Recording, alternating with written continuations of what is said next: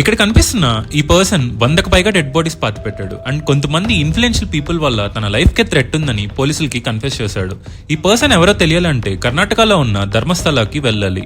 ఈ పర్సన్ ధర్మస్థలలో 1995 నుండి 2014 వరకు శానిటేషన్ వర్కర్ గా పనిచేశాడు.